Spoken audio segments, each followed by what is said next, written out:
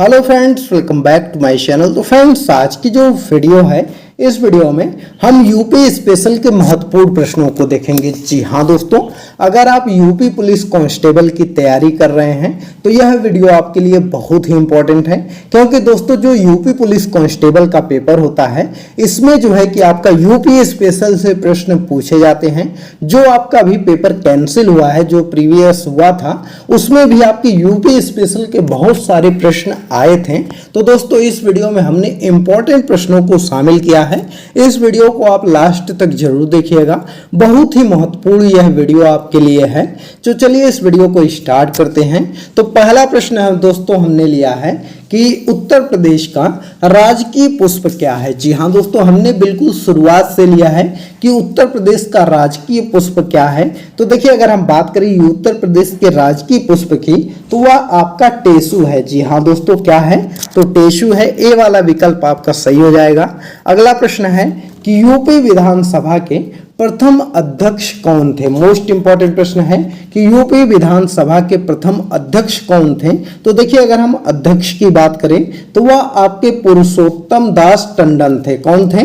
तो पुरुषोत्तम दास टंडन जो थे वह यूपी विधानसभा के प्रथम अध्यक्ष थे। तो इनको याद रखिएगा। अगला प्रश्न है कि प्रदेश का सबसे छोटा वन्यजीव विहार है।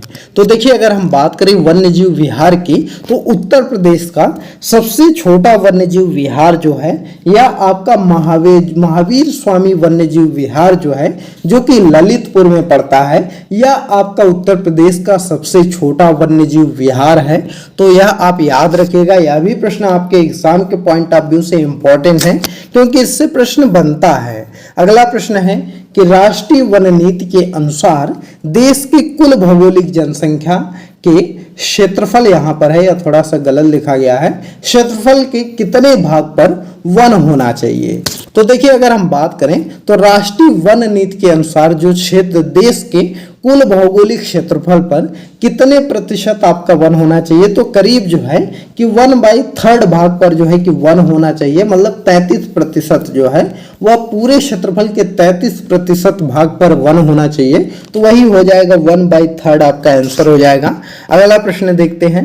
दोस्तों वीडियो पसंद आ रही है तो वीडियो को लाइक करिए, ज्यादा से ज्यादा शेयर करिए। और दोस्तों हम इसी तरह से रोज जो है कि बिहार स्पेशल के प्रश्नों को लाएंगे। साथ ही में जो आपका जीके जीएस के प्रश्न आते हैं उन सभी प्रश्नों को भी लाएंगे। तो आप इस चैनल को जरूर सब्सक्राइब करिए अगर आप यूपी पुलिस कांस्टेबल की एक अच्छी तैयारी करना चाहते हैं। तो अगला प्रश्न आपका है कि राज्य में एस्बेस्टास पाए जाते हैं। तो देखिए, अगर हम बात करें तो राज्य में जो है कि यूपी में जो है वह एस्बेस्टास कहां पर पाए जाते हैं, तो यह सबसे ज्यादा जो है वह आपका मिर्जापुर में मिलते हैं। जी हाँ दोस्तों, उत्तर प्रदेश में सबसे ज्यादा एस्बेस्टास जो है वह आपका मिर्जापुर में मिलते हैं। इसको आप याद रखिएगा। अगला प्रश्न आपका है कि प्रदेश में नवाबगंज, देखिए दोस्तों हमने जो है कि राज्य लिख दिया या प्रदेश लिख दिया है, तो यह यूपी स्पेशल की क्लास है, तो इसमें हम यूपी स्पेशल के ही रिलेटेड बात करेंगे। तो देखिए, यहाँ पर जो दिया गया है कि प्रदेश में नवाबगंज पक्षी विहार कहाँ स्थित है।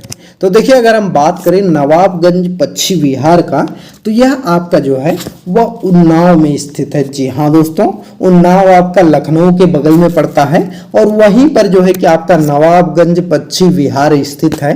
तो इसको आप याद रखिएगा, इंपॉर्टेंट प्रश्न है। अगला प्रश्न दोस्तों है कि प्रदेश में सर्वप्रथम किस पक्षी विहार की स्थापना की गई है। तो प्रदेश में अगर हम बात करें तो वह सबसे पहले जो पक्षी विहार की स्थापना की गई थी वह नवाबगंज पक्षी विहार बनाया गया था। जी हाँ दोस्तों, क्या बनाया गया था? तो नवाबगंज पक्षी विहार सबसे पहले बनाया गया था। अगला प्रश्न है कि क्षेत्रफल के घटते क्रम में सही विकल्प आपको चुनना है। तो देखिए, यहाँ पर अगर हम बात करें कि क्षेत्रफल के घटते क्रम में आपको सही विकल्प का चयन करना है, तो पहले नंबर पर आपका क्या आ जाएगा? तो पहले नंबर पर आपका राजस्थान आ जाएगा, दूसरे नंबर पर आपका मध्य प्रदेश आ जाएगा, तीसरे नंबर पर आपका महाराष्ट्र आ जाएगा और चौथे नंबर पर जो है कि आपका उत्तर प्रदेश है। तो बी वाला विकल्प आपका सही हो जाएगा।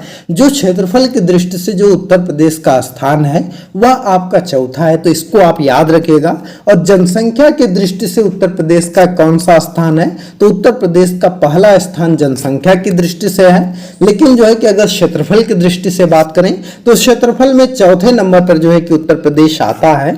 अगला प्रश्न आपका है कि उत्तर प्रदेश के किस जिले में सबसे कम वर्षा होती है। मोस्ट इंपॉर्टेंट प्रश्न है कि उत्तर प्रदेश के किस जिले में सबसे कम वर्षा होती है। तो देखिए अगर हम बात करें तो वह मथुरा में जो है वह उत्तर प्रदेश में सबसे कम वर्षा होती है। अगला प्रश्न है कि उत्तर प्रदेश का क्षेत्रफल देश के कुल क्षेत्रफल का है। तो उत्तर प्रदेश का अगर हम क्षेत्रफल की बात करें तो यह देश के कुल क्षेत्रफल का जो है वह 7.3% है। कितना है, तो 7.3% है।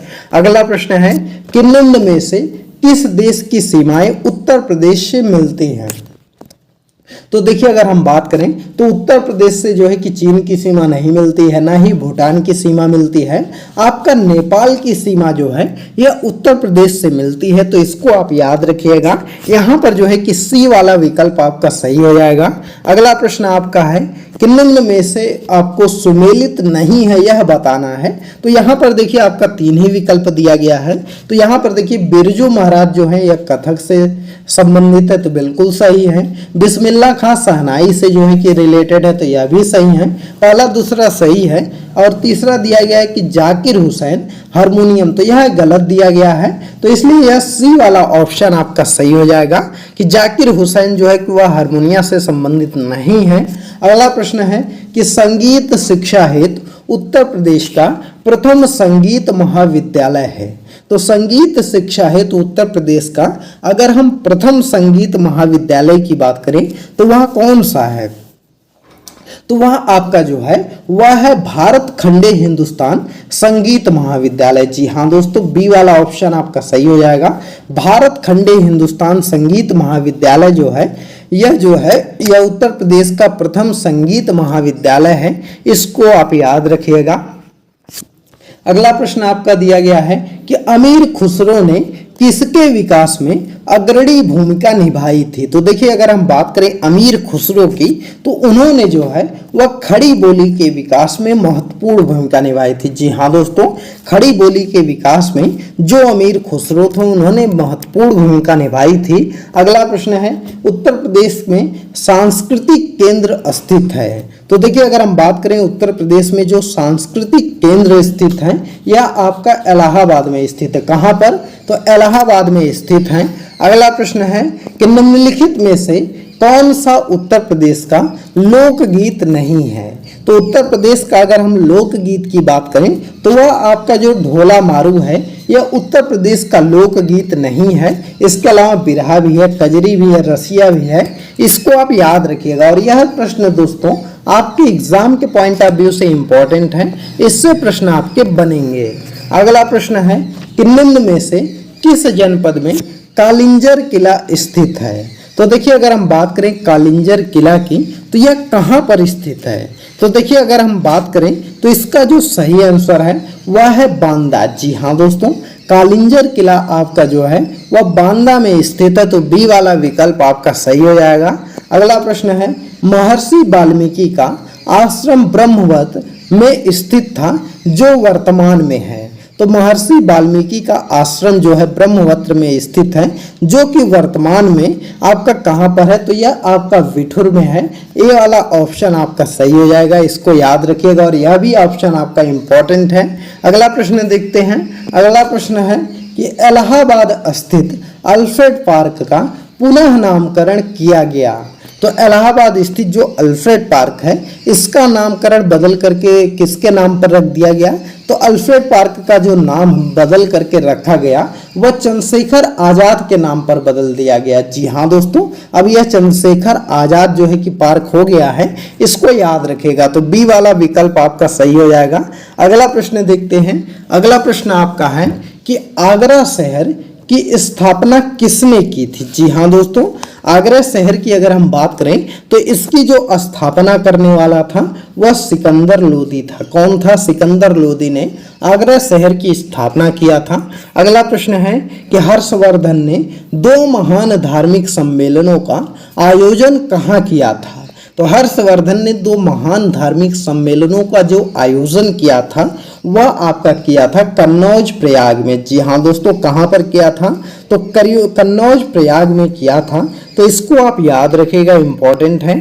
अगला प्रश्न है कि कुशीनारा किसकी राजधानी है? जो कि पहले इसको कुशीनारा बोलते थे, अब इसको वर्तमान में कुशीनगर बोलते हैं। तो इसके यह जो है कि किसकी राजधानी थी? तो देखिए, अगर हम बात करें कुशीनारा की तो यह जो राजधानी थी यह मल्लों की राजधानी थी। जी हाँ दोस्तों, मल्लों की राजधानी जो थी वह कुशीनारा थी। यह दोस्तों यह आपका यूपी स्पेशल के प्रश्न है, लेकिन हिस्ट्री से हैं, तो इसको आप अच्छे से देखिएगा। अगला है महात्मा बुद्ध का महापरिनिर्वाण कहाँ हुआ था? तो महात्मा बुद्ध का अगर हम महापरिनिर्वाण की बात करें तो इनका महापरिनिर्वाण कुशीनारा में हुआ था। इसको आप याद रखिएगा, सी वाला विकल्प आपका सही हो जाएगा। अगला प्रश्न है कि बुद्ध का जन्म कहाँ हुआ था? तो देखिए, अगर हम बात करें बुद्ध के जन्म की तो इनका जो जन्म है वह लुम्बिनी में हुआ था। बी वाला ऑप्शन सही हो जाएगा। अगला है 1 नवंबर 1858 को महारानी के घोषणा पत्र को इलाहाबाद में किसने पढ़कर सुनाया था? तो देखिए, 1 नवंबर 1858 को महारानी के घोषणा पत्र को जो पढ़ के सुनाए थे वह सुनाए थे लॉर्ड कैनिंग ने। जी हाँ दोस्तों, किसने सुनाया था? लॉर्ड कैनिंग ने जो है कि वह घोषणा पत्र को पढ़ के सुनाया था। तो इसको याद रखिएगा।